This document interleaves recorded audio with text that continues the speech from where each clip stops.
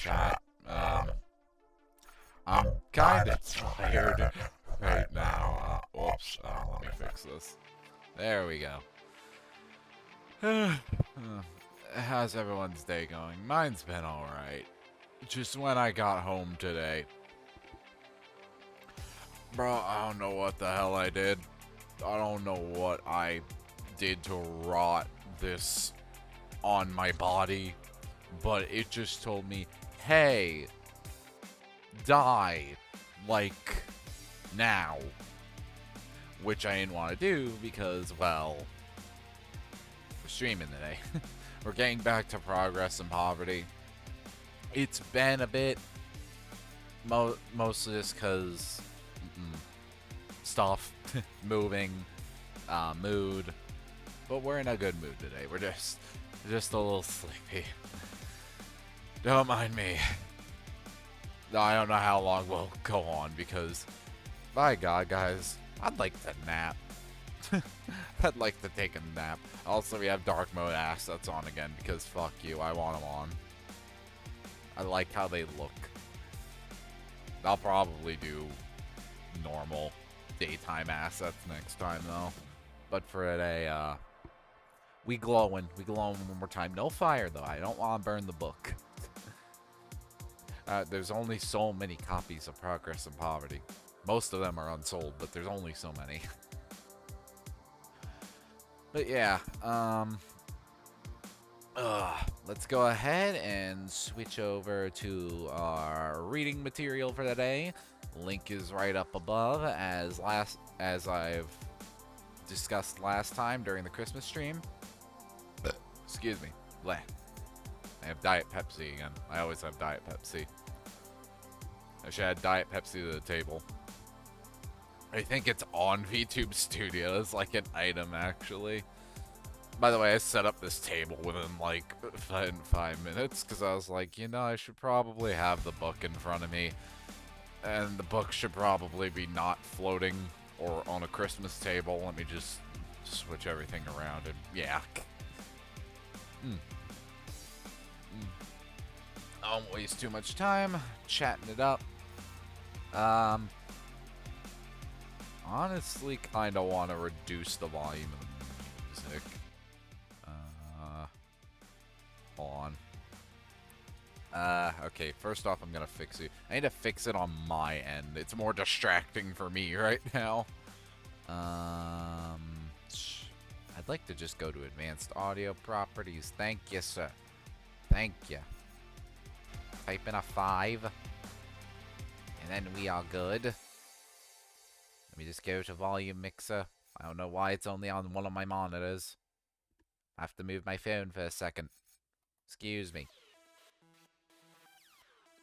I don't want much. I just want to hear myself think.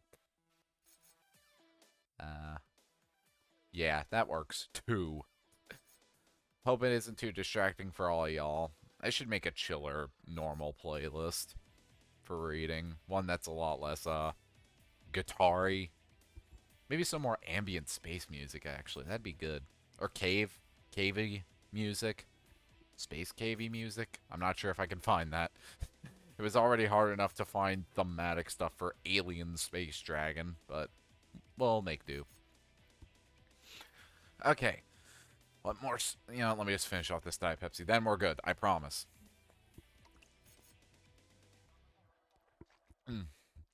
All right.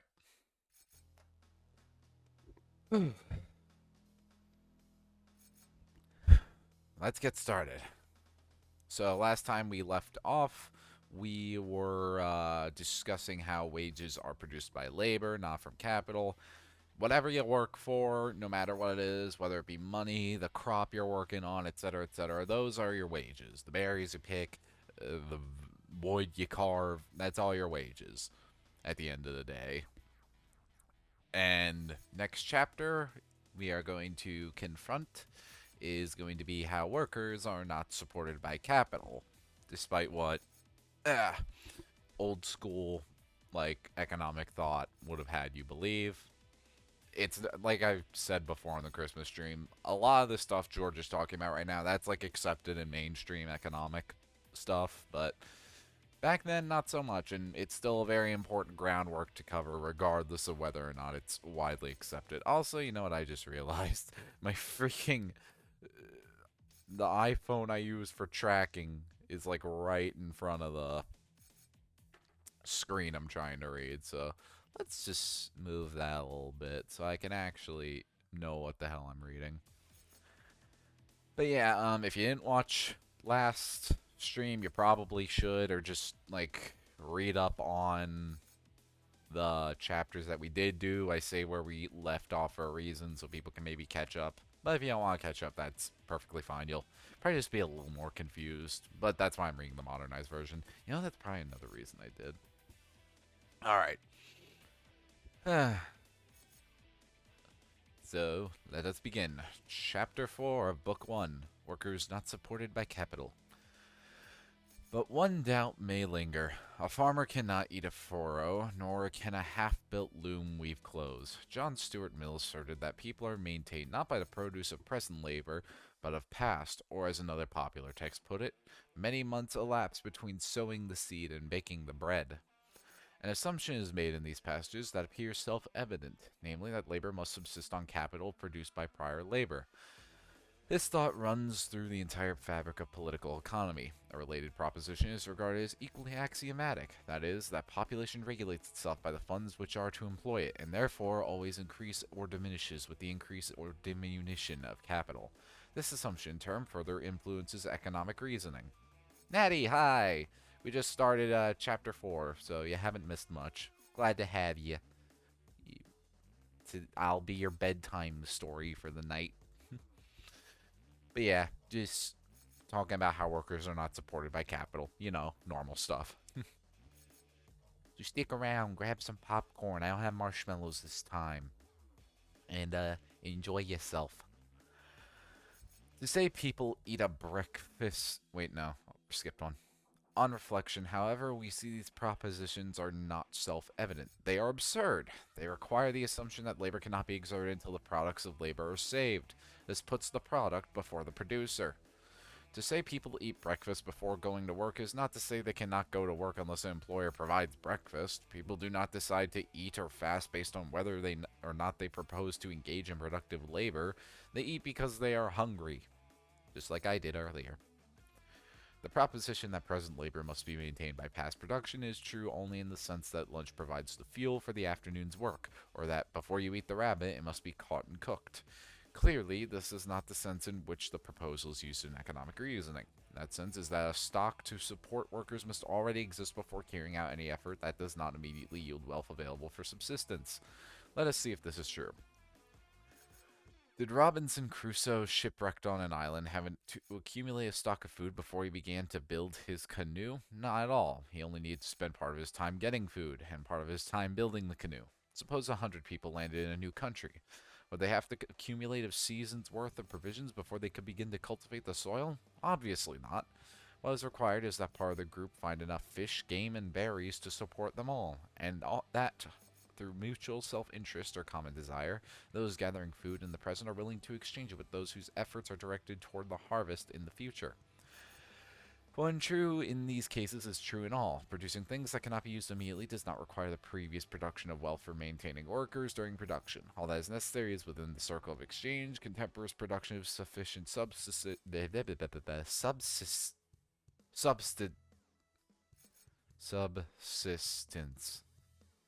I can speak English, I promise. Assuming a willingness to trade one for the other. Now, all this sounds pretty obvious. I mean, it's not hard to understand why. But again, you have to bear in mind this was at a time where it was presupposed that that labor was dependent on capital.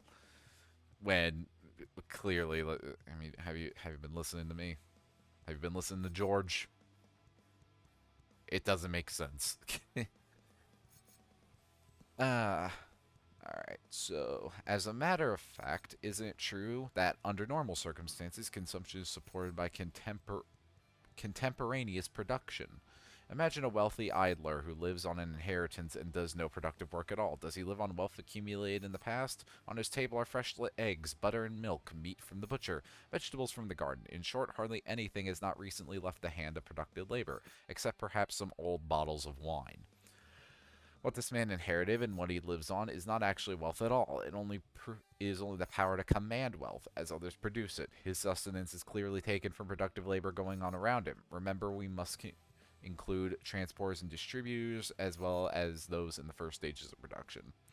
Now, do you remember what I kind of brought up last stream with how George's definition of wealth is kind of a little shaky? Because it's like well, no, that was more about capital. I'm just thinking. I'm too tired for this shit today, man. I almost contemplate canceling stream because I'm so fucking exhausted right now. But I forced myself into it. I'll get the flow. But yeah, like I said, how he classified money under the umbrella of wealth. I mean, it's kind of like he says, though, that ultimately the produce of labor, no matter what it is wages, and that includes money. But it's kind of like a stored up wealth that just hasn't been used yet. Like, it just hasn't been transferred into a more, like, substantial form.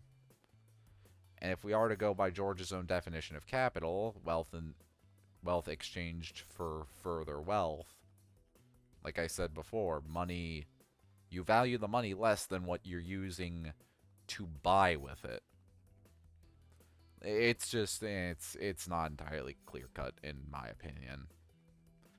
Not to say everything else here is wrong, obviously, but it's just that, like, one part. London contains more wealth than the same size space almost anywhere else. Yet, if productive labor in London were to stop completely, within a few months, hardly anyone would be left alive. It is the daily labor of the community that supplies its daily bread. Workers engaged in long-term endeavors are supported by other workers producing sustenance. They engage in their respective work simultaneously to build a modern public project taking years to complete. The government does not appropriate wealth already produced. It uses wealth yet to be produced, to be taken in taxes from producers as the work progresses. There may be 1,000 intermediate exchanges in the circle of exchange between two parties. A mechanic wants food, clothing, and shelter to her family. How does her work on an engine secure these items? Reduced to its most basic terms, the transaction really amounts to an exchange of labor between herself and the producers of those items. What causes a mechanic to work on an engine? Someone with the power to give her what she wants is willing to exchange those things for an engine. In other words, there exists a demand for an engine from those producing bread, meat, and so on. Or one step forward, there's a demand for an engine from those who are producing still other things that are wanted by those producing bread, meat, etc. Reversely, the demand of the mechanic for bread and meat directs an equivalent amount of labor toward the production of those things. Thus, her labor produces implicitly the things she spends her wage on. To put this in formal terms, the demand for consumption determines the direction in which labor will be expended in production. All the complexities of our subject disappear in light of this simple and obvious principle. We see real objects and rewards of labor within the intricacies of modern production. We reach the same conclusions we did from observing the simpler forms of production, exchange, and produce society. We see that now, as then, each laborer is trying to obtain, by his or her work, the satisfaction of her own desires. The minute division of labor assigns each worker only a small part, perhaps nothing at all, of producing the particular things he desires. Even so, in helping to produce what others want, he is directing their labor to produce the things he wants. In effect, he is producing them himself. Like I stated last stream, just like as an expansion of what he was talking about. You're working for what your actual end goal is, regardless of what you're actually making or doing. If you're going to buy bread, you've been working for bread, regardless of if you've been, I don't know, making statues or some shit, just whatever the hell. You're ultimately actually working for the bread, not the statue. The statue is just it's like the value you exchange in regards for that, you know? Thus, we see that no matter what is taken or consumed by workers in return for their labor, there is no advance of capital. If I have made knives and bought wheat, I have simply exchanged one for the other. I have added knives to the existing stock of wealth and taking wheat from it. It cannot even be said that I have lessened the stock of wheat, for by adding knives to the exchangeable stock of wealth and taking out wheat, I have directed other labor at the end of a long series of exchanges to produce more wheat. Just as the same as the wheat grower, by putting in wheat and demanding knives, guided others to produce knives. So farmers tend their fields many months from harvest, yet by their exertion in plowing, they are producing the food they eat and the wages they receive. For though plowing is only part of producing a crop, it is as necessary a part as the harvesting. By the assurance it gives of a future crop,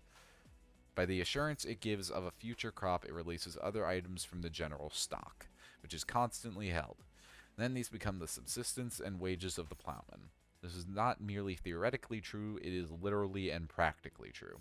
The series of exchanges that unite production and consumption may be likened to a curved pipe filled with water. If a quantity of water is poured in one end, a like quantity is released on the other. It is not the identical water, but it is equivalent. And so those who do the work of production put in what they take out. What they receive in subsistence and wages is but the product of their labor, and thus not reliant on capital. So yeah, pretty straightforward, pretty simple, not too hard to follow. Just, yeah. Labor makes wages, and you don't need existing capital in order to produce it, because anything labor produces is wages inherently. But all this talk about labor, we need to start talking about capital. So here we are in Book 1, Chapter 5, The True Functions of Capital. We have seen that capital is not required to pay wages or support labor during production. What then are the true functions of capital? Capital, as we discovered, is wealth used to procure more wealth. This is we distinguish from wealth used to directly satisfy human desires. Therefore, capital may also be defined as wealth in the course of exchange. Capital increases the power of labor to produce wealth in three ways. 1. By applying labor in more effective ways, e.g., digging with a spade instead of by hand, or shipping by steamship rather than borrowing a boat. 2. By taking advantage of the reproductive forces of nature, e.g., growing more crops by sowing or more animals by breeding. 3. By permitting the division of labor. This increases human efficiency by utilizing unique capabilities, acquiring skills, reducing waste. This allows people to produce each form of wealth where it is most favorable by taking advantage of soil, climate, and location. The raw material that labor converts into wealth is not capital, rather is material supplied by nature. Therefore, capital does not limit industry. The only thing that limits industry is access to natural materials. Remember that sentence. It's gonna be important. It is clear, however, that capital may limit the form or productiveness of industry by limiting the tools and the division of labor required for certain methods of production. Without the factory, there can be no factory worker. Without the plow, no plowman. Without the exchange of great capital, the many special forms of industry concerned with exchanges would be impossible. The tools available also limit productiveness. Does the farmer have enough capital for a plow, or must she use a spade? Must the mechanic use only a hammer, or the weaver a hand loom? Capital for the best tools can multiply production by tenfold. Advanced civilization requires the minute subdivision of labor. The modern worker can exchange her labor with that of those around her, or even around the world. To do this, there must be stocks of goods in warehouses, stores, and ships. By analogy, for a city dweller to draw a glass of water, there must be 1,000,000 gallons of water stored in reservoirs and moving through miles of pipe. But to say that capital may limit the form and productiveness of industry is a very, very different thing from saying that capital does limit industry. We can, of course, imagine a community in which lack of capital would be the only obstacle to increased productiveness of labor. But the only examples that occur to me are the wholesale destruction of capital by war, fire, or natural disaster, or possibly the fresh settlement of civilized people in a new land. Yet it has long been known that capital is quickly replenished after war, and that a new community swiftly makes needed capital. Other than such rare and passing conditions, I am unable to think of any other cases where the productiveness of labor is really limited by the lack of capital. There may be individuals in a community who cannot apply their labor as efficiently as they would like because of lack capital, yet so long as there is sufficient capital in the community at large, the real limitation is not capital, but its proper distribution. Indeed, Speak, Rise, speak, please. Indeed, even the limitation of form or productiveness may be more theoretical than real. It is often said that poor countries need capital for development, but behind this need, can't we perceive a greater want? One that includes, but is not the same as, lack of capital. It is not abuse of government, the insecurity of property, and the ignorance of the people that prevent the accumulation of use of capital. Oh wait, is it not? Is it not those things that prevent it? Bad government may steal capital belonging to workers. It may seize wealth that producers would use for improvements. The real limitation is misgovernment. The same with ignorance, custom, or other conditions that hamper the use of capital. The real limitations are these things, not the lack of capital. Yet, so long as there is sufficient... Oh, wrong place. Which would not be used even if placed there. Giving a circular saw to a Terra del Fuegan or locomotive to a Bedouin? I think that's Bedouin. Bedouin nomad would not add to their efficiency. The Apache and the Sioux are not kept from farming by want of capital. If provided with seeds and tools, they would not use them productively, not until they chose to stop their wandering lifestyle and learn to cultivate the soil. They have certain items they are accustomed to using as their capital. Any wealth beyond these would either be consumed or left to waste. If all capital in London were given to them in the present condition, it would simply cease to be capital. They would only use an infinitesimal small part of it to assist them in the hunt. Yet any capital they do desire, they manage to get, sometimes despite great difficulties. These wild tribes hunt and fight with the best weapons our factory produce, keeping up with the latest improvements. It is only as they adopt our civilization that they seek other forms of capital. Otherwise, such things would not be of any use to them. In the reign of George IV, missionaries brought a New Zealand chieftain called Hongi to England. His noble appearance and beautiful tattooing attracted much attention. When he was to return to his people, he was presented with a considerable stock of tools, implements, and seeds, thoughtful gifts from the monarch and some religious societies. The grateful chief did indeed use his capital to produce food, but in a manner his English benefactors could scarcely imagine. Returning through Australia, he exchanged his original capital for arms and ammunition. Once home, he waged war on another tribe with success that, after the first battle, 300 prisoners were cooked and eaten.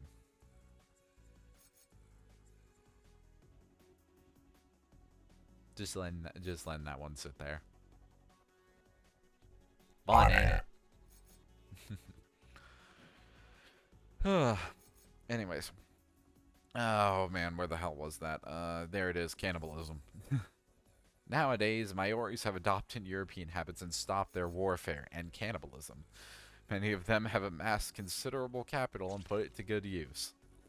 It would be a mistake to attribute the simple economies found in new communities solely to the need for capital. These rude and inefficient modes of production and exchange require little capital, but when the conditions of such communities are considered, we find that they are, in reality, the most effective. A modern printing press could produce thousands of pages, while a Franklin press might manage only 100. Yet to print a small edition of country newspaper, the old-fashioned press is by far a more efficient machine. To occasionally carry 2 or 3 passengers, a canoe is a better means than a steamboat, and putting a great stock of goods into a backwoods store would be a waste of capital. Generally, it will be found that these methods result not so much from lack of capital, but from inability to employ it properly. No matter how much water you pour in a bucket, it can never hold more than a bucketful. These observations lead us irresistibly to some practical conclusions which justify the great pains we have taken to make sure of them. If wages come from labor and not capital, then the current theories are invalid. We must disregard all remedies based on them. Whether they are proposed by workers or professors of economics, poverty cannot be alleviated by increasing capital or by restricting the number of workers. If each worker creates his or her own wages, then wages cannot be diminished by more workers. On the contrary, labor's efficiency clearly increases when there are more producers. Other things being equal, the more labor, the higher wages should be. But the necessary proviso is things being equal. This brings us to a question that must be disposed of before we can proceed. Do the productive powers of nature decrease as greater demands are made by a growing population? Ever heard of Malthus, everyone? You ever heard of Malthus? What about Thanos? You know, 2 people, fictional or real, that kind of are all about how if there's too many people, we die. People who repeatedly have been proven wrong throughout history. George knows about them. Well, he knows about Malthus. Thanos didn't exist yet. But George knew about Malthus. And he has a lot of choice words to say about Malthus. But before we get into Malthus, let's talk about this chapter. Essentially, the point of capital is to increase the primary method of capital is to just increase wealth, just in general, through one way or another. But that ability to increase wealth is only as effective as that society needs it. Just pouring a bunch of capital into societies to alleviate poverty won't do much if they have no reasonable means to be able to employ it. What could be inhibiting those means to employ it? Well, I'm glad you asked. That's why we're reading this book. But yeah, let's go ahead and let's get to the next chapter. This is, I believe we are in book 2 now. Hold up. Boop. Yep, we're in book 2. This is chapter. Is it all organized by chapters? Have I been looking like a dumbass? I have been. I have been looking like a dumbass. Whoops. Hold on, my ear itches. Ugh, better. But, yeah. Now we're on chapter 6, part of book 2, Population and Subsistence. And we are about to hear many of Henry George's thoughts on Malthus and his whole idea of big populations mean everyone suffer. Because he has a lot to say for like this entire book. Like the second book, not Progress and Poverty. It is surprising that so many educated thinkers could have accepted a theory of wages that our analysis has shown to be utterly baseless. The explanation for this baffling fact can be found in the great general acceptance of another theory. The theory of wages was never adequately examined because it seems self-evident in the minds of economists when backed by the Malthusian theory. Man has words to share. Oh, he does. You ain't seen nothing. You about to see George rage. This theory, published in 1798 by Reverend Thomas Malthus, I think Rev means Reverend, postulates that population naturally tends to increase faster than nature can provide subsistence. The two doctrines fitted together frame the answer to the problem of poverty given by current economic thought. Both theories derive additional support from a principle in Ricardo's theory of rent, namely that past a certain point, applying capital and labor to land yields a diminishing return. Together, these ideas provide a likely explanation for the phenomena of highly organized advanced society. This has prevented closer investigation. Malthus based his theory on the growth of North American colonies. This, he concludes, showed that population naturally tended to double every 25 years. Thus, population would increase at a geometrical ratio. Meanwhile, subsistence from land, under the most favorable circumstances, could not possibly increase faster than an arithmetical ratio. That is, to increase the same amount every 25 years. In other words, population increases at 1, 2, 4, 8, while subsistence increases at 1, 2, 3, 4. The necessary effects of these two different rates of increase, when brought together, Mr. Malthus naively goes on to say, will be very striking. He concludes that at the end of only the first century, 2/3 of the population will be totally unprovided for, while in 2,000 years the difference would be almost incalculable. What's the date again? I forgot. January 12th, 2023. Yeah. Such a result, of course, prevented by the physical fact that no more people can exist than can find food. Hence, Malthus concludes that the tendency of population to indefinite increase may be held back by two means. Population may be limited by moral restraint, i.e., sexual abstinence. Otherwise, various causes of increased mortality will do the job. He calls restraints on propagation the preventative check. Increased mortality he names the positive check. This is the famous Malthusian doctrine, as promulgated by Malthus himself in his essay on population. The fallacious reasoning in assuming geometrical and arithmetical rates of increase is hardly worth discussing. It merely provides a high-sounding formula that carries far more weight with many people than the clearest reasoning. But this assumption is not essential. It is expressly repudiated by some who would otherwise accept the doctrine. Regardless, the essence of Malthusian theory is that population tends to increase faster than the food supply. Malthus claims that population constantly tends towards increase unless restrained. It will ultimately press against the limits of subsistence, although such limits are elastic, not fixed. Nonetheless, it becomes increasingly difficult to produce subsistence. Speak, Rise, you can do it. Thus, whenever growth over time is unchecked by conscious restraint, population will be kept in check by a corresponding degree of deprivation. And for some people, this may sound incredibly outdated, and in some ways it is. Malthus's theory was a lot more prevalent back then than it is now. But places like r/Thanos did nothing wrong exist, so you know what? Maybe it's worth revisiting potentially. I think it just look at it and really think about it. George did, and now I'm telling you to. You don't wanna make me angry, right? Took me a second to figure out which keys to hit. Malthus unashamedly makes vice and suffering the necessary result of natural instinct and affection.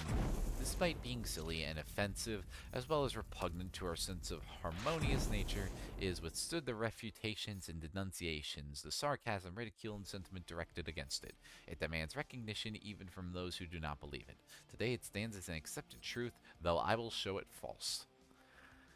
The reasons for its acceptance are not hard to find. It appears to be backed by an indisputable mathematical truth that a continuously increasing population must eventually exceed the capacity of the earth to furnish food, or even standing room. It is supported by analogies in the animal and vegetable kingdoms, where life beats wastefully against the barriers holding different species in check. Many obvious facts seem to corroborate it. For example, the prevalence of poverty, vice, and misery amid dense populations. In addition, the general effect of material progress is to increase population without relieving poverty. It is pointed out that population grows rapidly in newly settled countries. It slows in more densely settled ones, apparently because of mortality among those condemned to poverty.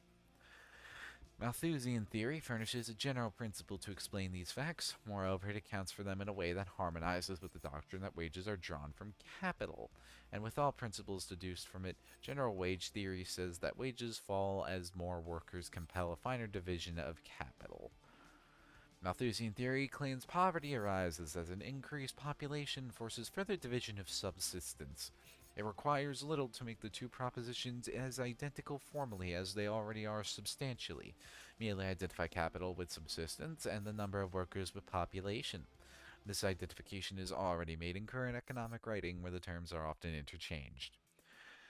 Ricardo furnished additional support a few years later by correcting the mistake Adam Smith had made regarding the nature and cause of rent. Ricardo showed that rent increases as the growing population extends cultivation to less and less productive land. This formed a triple combination of interlocking theories. The previous doctrine of wages and the subsequent doctrine of rent can be seen in this view as special examples of the general principle of the Malthusian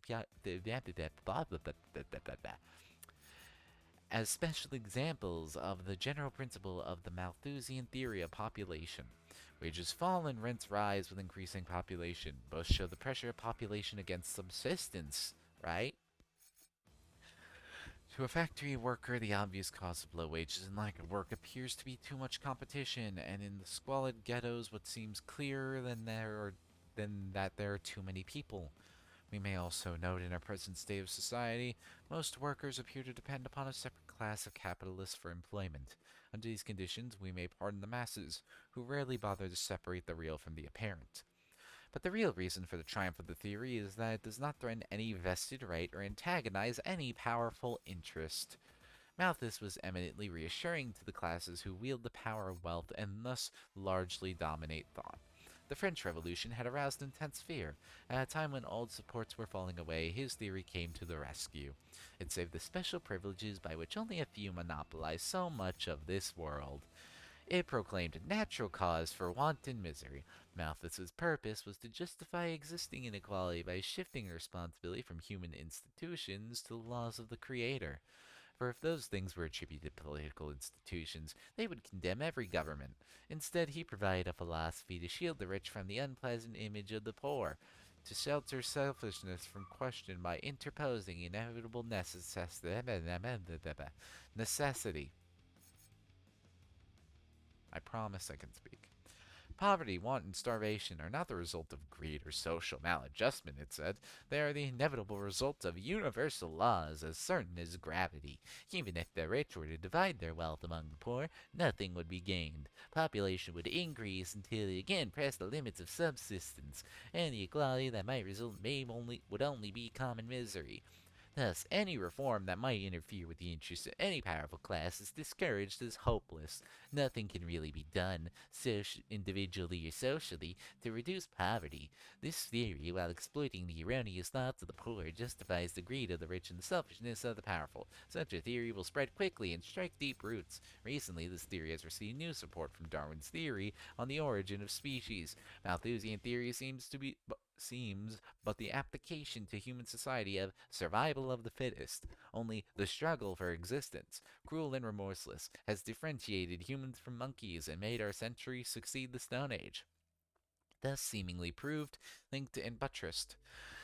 Malthusian theory is now generally accepted as an unquestionable truth. Poverty is due to the pressure of population to get subsistence, or in its other forms, the number of laborers will always increase until wages are reduced to the minimum of survival. All social phenomena are now explained in this light, as for years the heavens were explained by supposing the earth was at the center of the universe. If authority were the only consideration, argument would be futile. This theory has received almost universal acceptance in the intellectual world, endorsed by economists and statesmen, historians and scientists, psychologists and clergy, conservatives and radicals. It is held and habitually reasoned from by many who have never even heard of Malthus and haven't the slightest idea what his theory is. Nevertheless, upon our investigation, the supporting arguments for wage theory evaporated. So too, I believe, will vanish the grounds for this doctrine, which is its twin. Remember I said he had a lot to say? Remember when I said that? Because we just getting started. Man, how long do I want this stream to go on, actually? Let's see here. We've done... So last time we did 4 chapters. And right now we're on... Well, we're on another number 4, but we're going pretty fast right now. I do want to know if there's any questions regarding anything I've talked about, by the way. Just to make sure I don't need to clear anything up. I just want to make sure of this kind of stuff. Here, I'll even allow a little intermission with a close-up of me while I check some things that need to be checked. Just want to make sure everything's good with everyone, and I don't need to clarify anything. Because I try to bring up things that, like, maybe more, I can think, I promise. I try to bring up things that may be a little more obtuse, but, like... bro, I don't know what I could have clarified with that. He thinks the theory is bullshit. He thinks it's had very bad social consequences. I don't know what else to explain there. But, yeah. I actually want to get myself a water. I'm getting thirsty. Chat. I'm gonna go get water. I'm gonna go get water. I'll be right back.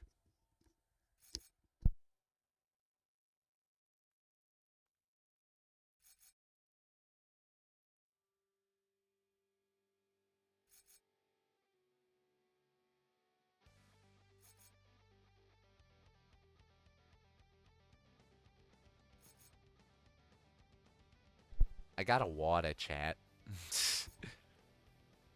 I pressed the mute button on my headphones to see if maybe that would be a bit better when I'm taking off my headset. But it seems to have some level of volume. I'm not sure. Water, the source of all life. Okay. I think we should get back to it then, shall we? I don't see any questions. If you had any, well, too bad. You should have said something. You have a keyboard right there. Despite its endorsement by respected authorities, I believe we will find Malthusian theory utterly without support when we apply the test of straightforward analysis. Facts marshaled in support do not prove it, and analogies do not uphold it. Further, the facts there conclusively disprove it. There is no justification in experience or analogy for the assumption that there is any tendency for population to increase faster than the food supply. The facts cited to support the Malthusian theory are taken from new countries where population is sparse or among the poor classes in old countries where wealth is distributed unequally. In these cases, human life is occupied with the physical necessities of existence. Reproduction under such conditions is at a high rate, which, if it were to go unchecked, might eventually exceed subsistence. Why is that word so hard? It is not legitimate to infer that reproduction will continue at the same rate under conditions where population was sufficiently dense and wealth was distributed evenly. These conditions would lift the whole community above a mere struggle for existence, nor can one assume that such a community is impossible because population growth would cause poverty. This is obviously circular reasoning, as it assumes the very point at issue. To prove that overpopulation causes poverty, one would need to show that there are no other causes that could account for it. With the present state of government, this is clearly impossible. This is abundantly shown in Malthus's essay on population itself. The famous book is spoken of more often than read. The contrast between the merits of the book itself and the effect it produced is one of the most remarkable in the history of literature. His other works, though written after he became famous, had no influence. They are treated with contempt even by those who consider his theory a great discovery. I always gotta love when people talk about points in books that they've never even read and never really saw much more elaboration on outside of a standard, like, summary. They don't really go into much more depth than that. I love sloth. It's my favorite deadly sin. Water. Water. Malthus begins with the assumption that population increases in a geometrical ratio while subsistence can increase in a arithmetical ratio at best. There is that is no more valid than to assert that because a puppy doubled the length of its tail while adding so many pounds of weight, there is therefore a geometric progression of tail length and an arithmetical progression of weight. We can imagine Jonathan Swift, the great satirist, describing the logical inference from such an assumption. He might have the sages of the previously dogless island deducing from these two ratios the very striking consequence that by the time the dog grew to 50 pounds, its tail would be over a mile long. This, of course, would be extremely difficult to wag. Hence, they must recommend the prudential check of a bandage as the only alternative to the positive check of constant amputations. I love that. I love that the fucking thing he gets hung up on is the dog can't wag its tail. That's cute. After commencing with such an absurdity, the Reverend Malthus continues to show the most ridiculous incapacity for logical thought. The main body of the book is actually a refutation of the very theory it advances. His review of what he calls positive checks simply shows that the effects he attributes to overpopulation actually arise from other causes. He cites causes from around the world where vice and misery restrain population by limiting marriages or shortening lifespan. Not in a single case, however, can this be traced to an actual increase in the number of mouths over the power of the accompanying hands to feed them. In every case, vice and misery spring from either ignorance or greed, or from bad government, unjust laws, or war. Nor has what Malthus failed to show been shown by anyone since. You may search the globe and sift through history in vain for any instance of a considerable country in which poverty and want can be fairly attributed to the pressure of an increasing population.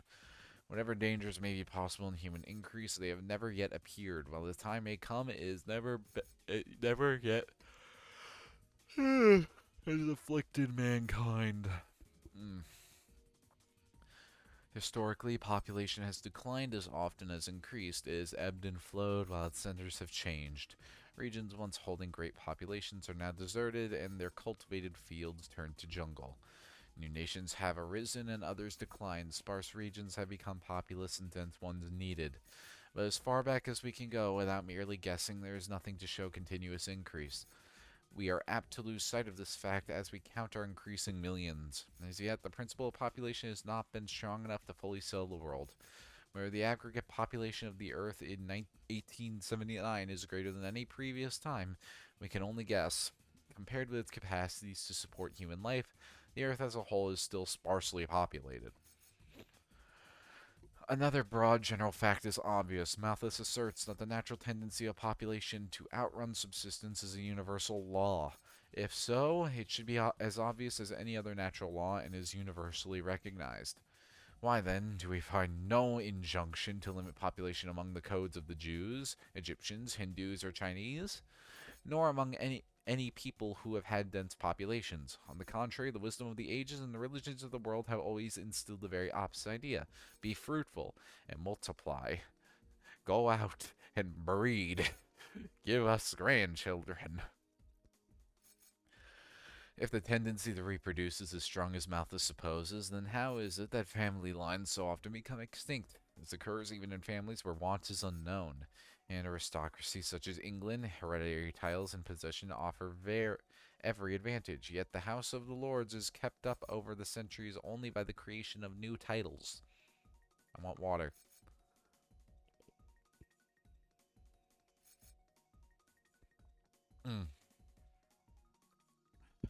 To find the single example of a family that has survived any great lapse of time, we must go to immutable China. There, descendants of Confucius still enjoy peculiar privileges and consideration. Taking the presumption that population tends to double every 25 years, his lineage, after 2,150 years, should include... Oh, good fucking God. Hold up. I'm just gonna... Okay, so... Google Translate. I'm not saying this. I'm not even going to attempt to figure out what this is. Okay, so... I can't, I'll just have to read it off to you. Oh, that's in Spanish. 859 septillion 559 sextillion 193 quintillion 106 quadrillion 709 trillion 670 billion 109. Yeah, no, I'm not saying that. Okay, I'm just gonna fucking... I'm just going to do audio output capture. Fuck it.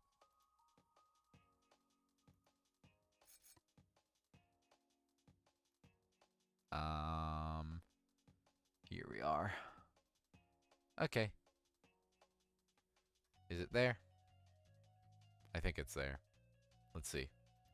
859 septillion 559 sextillion 193 quintillion 106 quadrillion 709 trillion 670 billion 198,710,528. I'm more surprised that man decided to actually calculate that. Okay, let me go ahead and get rid of that now. Remove. There we go. Where the hell was I? Look for the big number. There we are. Yet, instead of any such unimaginable number, his descendants number about 22,000 total. This is quite a discrepancy. Further, an increase of descendants does not mean an increase of population. This would only happen if all breeding were in the same family. Mr. and Mrs. Smith have a son and a daughter who each marry someone else's child. Each has 2 children. Thus, Mr. and Mrs. Smith have 4 grandchildren. Yet, each generation is no longer than the other. While there are now 4 grandchildren, each child would have 4 grandparents. Supposing this process were to go on, the line of descent might spread out to thousands, even millions. But in each generation, there would be no more individuals than any previous generation. The web of generations is like lattice work, or the diagonal threads in cloth. Commencing it at any point at the top, the eye follows lines that diverge wildly at the bottom. But beginning at any point on the bottom, the lines diverge in the same way to the top. How many children a woman may have is variable, but that she had 2 parents is certain, and that these also had 2 parents, which is also certain. Thus, follow this geometrical progression through a few generations and see if it does not lead to quite as striking consequences as Mr. Malthus's peopling of the solar systems. Let us now advance to specific cases. I assert that examples commonly cited as instances of overpopulation will not beat up under investigation. India, China, and Ireland furnish the strongest of these. In each, great numbers have died of starvation, while entire classes were reduced to abject misery or compelled to emigrate. But is this really due to overpopulation? Comparing total population with total area, India and China are far from being the most densely populated countries of the world. The population densities in 1873 of India and China were 132 and 119 per square mile, respectively. Compare this to England, 442, Belgium, 441, Italy, 234, and Japan, 233. The total population of the world was estimated to be just under 1.4 billion for an average 26.64 per square mile.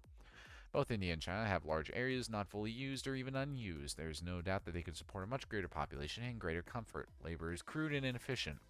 Meanwhile, great natural resources go untapped. This does not arise from any innate deficiency in their people. They devised the rudiments of many modern inventions while our ancestors were still wandering savages. The problem arises from the form of which social organization is taken in both countries. This has shackled productive power and robbed industry of its reward. After all, can't expect anyone to do anything if they can't actually keep it. Security and property is important for an economy. It's just how people work. More water. In India, from time immemorial, working classes have been ground down by extortion and oppression into a condition of hopeless and helpless and degradation. For ages, peasants considered themselves happy if they could get to keep enough to support life and save seed for the next crop. All the wealth that could be wrung from the people was in the possession of princes who were little better than thieves. Some they gave it to their favorites, the rest they wasted in useless luxury. Religion, reduced to an elaborate and terrible superstition, tyrannized their minds as physical force did to their bodies. Capital could not be accumulated safely nor used to assist production to any significant extent. Under these conditions, only arts that administered to ostentation and luxury could advance. Elephants of the Rajah blazed with gold of exquisite workmanship. Umbrellas symbolizing his regal power glittered with gems, but the plow of the Ryot peasant was only a sharpened stick. Tools were of the poorest and rudest description. Commerce could only be carried on by stealth. Also, my sound effects are broken again. There we go. Stealth. Metal Gear. It is clear that this tyranny and insecurity produced the want and starvation of India. Population did not produce want, and want tyranny, as a chaplain to East Indian Company in 1796 noted. When we reflect upon the great fertility of Hindostan, it is amazing to consider the frequency of famine. It is evidently not owing to any sterility of soil or climate. The evil must be traced to some political cause, and it requires but little penetration to discover it in the avarice and extortion of the various governments. The great spur to industry, that of security, is taken away, hence no man raises more grain than is barely sufficient for himself, and the first unfavorable season produces a famine.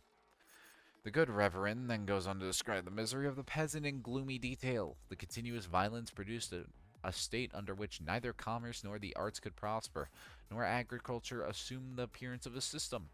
This merciless rapacity would have produced wanted famine even if the population were but 1 to a square mile and the land a Garden of Eden.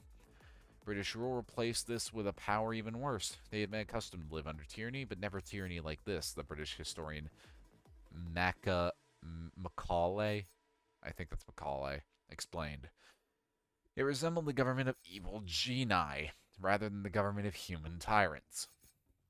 An enormous sum was drained away to England every year in various guises. The effect of English law was to put a potent instrument of plunder in the hands of native moneylenders.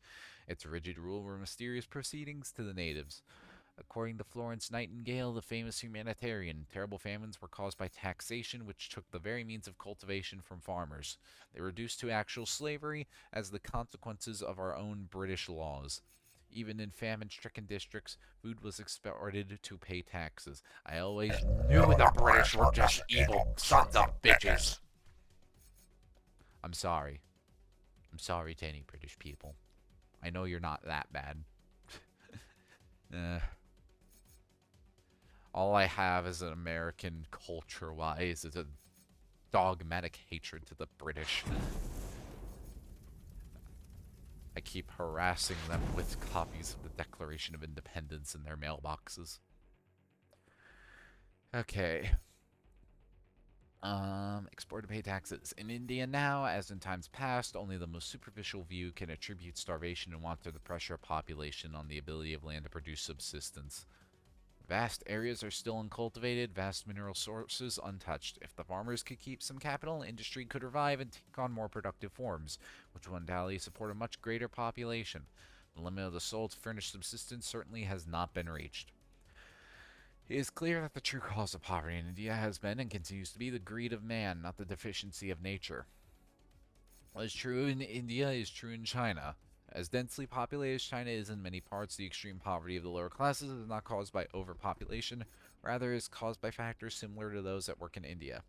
Insecurity prevails, production faces great disadvantages, and trade is restricted. Government is a series of extortions. Capital is safe only when someone has been paid off. Goods are transported mainly on men's shoulders. The Chinese junk must be constructed so it is unusable on the seas, and piracy is such a regular trade that robbers often march in regiments. Under these conditions, poverty would prevail and any crop failure would result in famine, no matter how sparse the population. China is obviously capable of supporting a much greater population. All travelers testify to the great extent of uncultivated land, while immense mineral deposits exist untouched. Neither in India nor China, therefore, can poverty and starvation be charged to the pressure of population against subsistence. Millions are not kept on the verge of starvation, occasionally pushed beyond it by dense population, but rather by causes that prevent the natural development of social organization and keep labor from getting its full return. Let me clearly be understood. I do not mean that only India or China could maintain a greater population with more highly developed civilization. Malthusian doctrine does not deny that increased population would permit a greater population to find subsistence.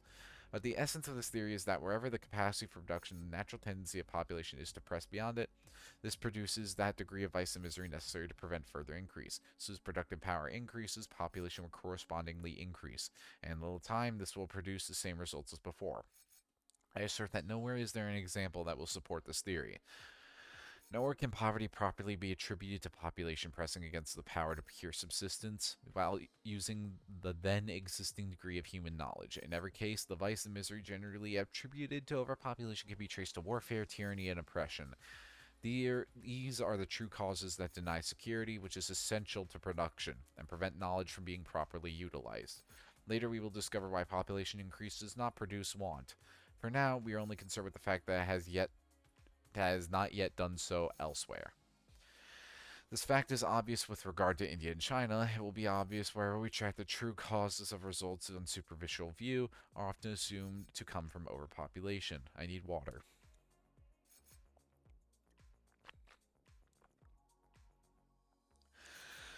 I think after this chapter I'm gonna be done, folks. I'm losing breath fast. I'm fading.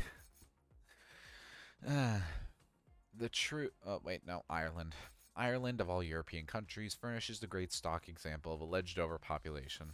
It is constantly referred to as a demonstration of the Malthusian theory, worked out under the eyes of the civilized world. Proponents cite the extreme poverty of the peasantry, the low wages, the Irish famine, the Irish emigration. I doubt if we could find a more striking example of how a pre-accepted theory has the power to blind people to the facts. The truth is so obvious. Ireland has never had a population it could have maintained in ample comfort given the natural state of the country and the current state of the technological development. It is true a large proportion has barely existed, clothed in rags with only potatoes for food. When the potato blight came, they died by the thousands. Did so many live in misery because of the inability of the soil to support them? Is that why they starved on the failure of a single crop? On the contrary, it was the same remorseless greed that robbed the Indian riot of the fruits of his labor and left him to starve where nature offered plenty. No merciless banditti? Is that the plural of bandit? What? Hold on, I'm looking into this. Search. What the hell? I've never heard banditti. And I've read this book twice. The fuck? Well, whatever. Banditi. No merciless banditi plundered the land, extorting taxes as in Asia, but the labor was stripped just as effectively by a merciless horde of landlords. The soil had been divided among them as their absolute possession, regardless of the rights of those who lived upon it. Most farmers dared not make improvements, even if the exorbitant rents left anything over, for to do so would only have led to further increase in rent. So labor was inefficient and wasteful. It was applied aimlessly, whereas had there been any security for its fruits, it would have been applied continually. Even under these conditions, it is a matter of fact that Ireland did support 8 million plus. For when her population was at its highest, Ireland was still a food exporting country. Even during the famine, grain, meat, butter, and cheese destined for export were carted past trenches piled with the dead. So far as the principal people of Ireland were concerned, this food might as well have been burned or never even produced. It was not as an exchange, but as a tribute. The rent of absentee landlords was wrung from the producers by those who had no way to contribute to production. What if this food had been left to those who raised it? What if they were able to keep and use the capital produced by their labor? What if security had stimulated industry and more economical production? There would have been enough to support the largest population Ireland ever had, and in bounteous comfort. The potato blight might have come and gone without depriving even a single human being of a full meal. It was not the imprudence of Irish peasants, as English economists coldly say. The damn British.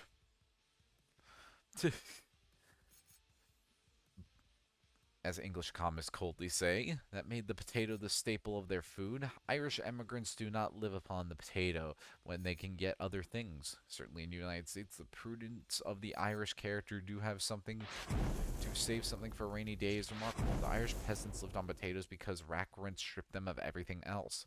The truth is that poverty and misery of Ireland have never been fairly attributed to overpopulation. Writing this chapter, I've been looking over the literature of Irish misery. It is difficult to speak in civil terms about the complacency with which Irish want and suffering is attributed to overpopulation. I know nothing to make the blood boil more than the grasping, grinding tyranny to which the Irish people have been subjected. It is this, not any inability of land to support its population, that caused Irish poverty and famine. No matter how sparse the population, or what the natural resources, poverty and starvation are inevitable consequences when the producers of wealth are forced to work under conditions that deprive them of hope, self-respect, energy, and thrift. They are inevitable when absentee landlords drain away without return at least a fourth of the harvest. In addition, a starving industry must support resident landlords, with their horses, hounds, and agents and jobbers, middlemen and bailiffs, as well as an army of policemen and soldiers to hunt down any opposition to the iniquitous system. It is not blasphemy to blame this misery on natural law rather than on human greed.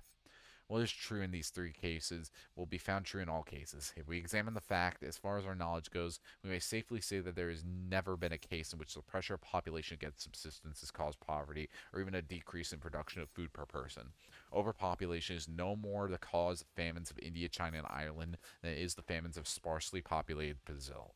And the limitations of nature are no more to blame for poverty than they are for the millions slain by Genghis Khan. Hold on, someone's calling me. I'll be right back.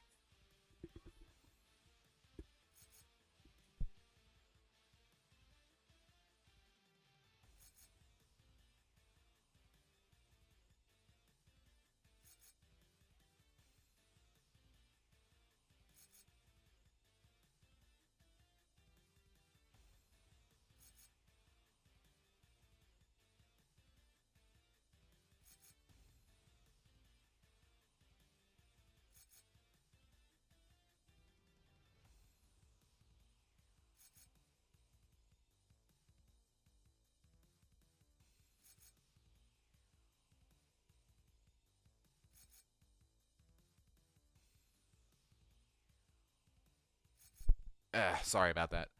My moms would not be my moms if they never called me at the most inconvenient at times. Eh, I miss them. Anyways, I think that's gonna be it for today. Another 4 chapters down. Overall for this one. Once again, it's... God, the modernized version is so much easier to read. I really like to point this chapter out to people sometimes, and I'll explain in greater detail why. But the thing I want to, like, get across the most is just, as we can see by everything George talked about in this chapter, tyrants don't really care for diminishing returns. Like George said, had they been able to have some security and capital, even more than they did,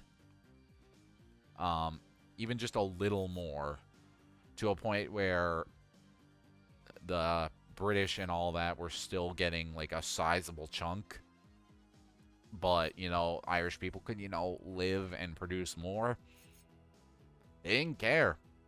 They never cared. Like, it didn't take much to reason that out, but they didn't care about getting the most they could. They just cared about getting something for doing fucking nothing. And I think that should be very remembered whenever you talk about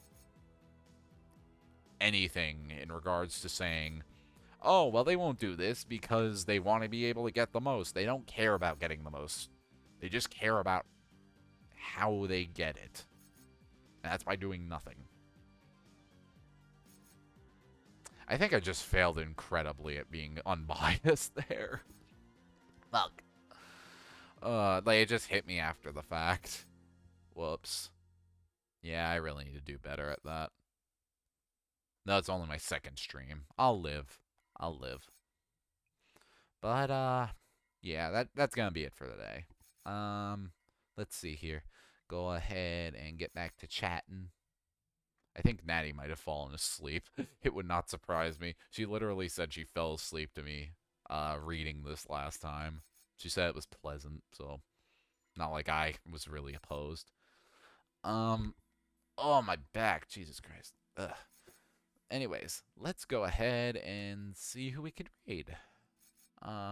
Okay, so we got Dream Trove and we got Danny.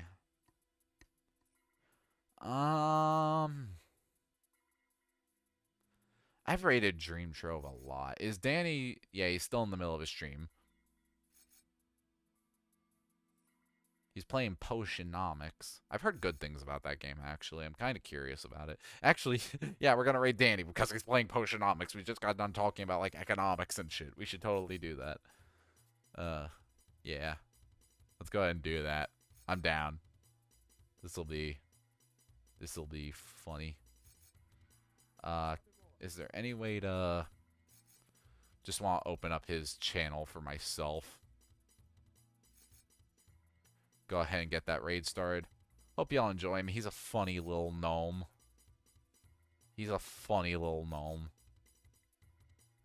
I'm quite the fan.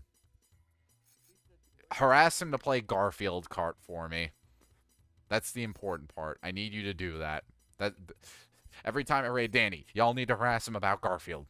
I accept no substitutes whatsoever. But yeah. That's gonna be it for today. I'll be seeing people for Divinity later within the next week. And yeah. Also, Skull Update is gonna be coming to Switch soon. It's out for everything else except Switch. So hopefully it'll be out soon, and I definitely plan to play that as soon as possible. I'm very excited. Alrighty. Skull stream soon. Soon as the hard mode update drops. Alright. I'm gonna go ahead and get y'all sent out. Y'all take care of yourselves. Thank you for joining me for reading this once again. And of course, you have a good one.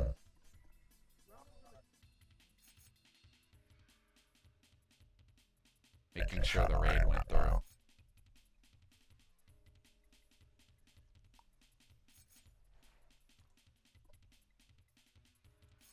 I'm trying to make sure the raid went through. Did do it. I think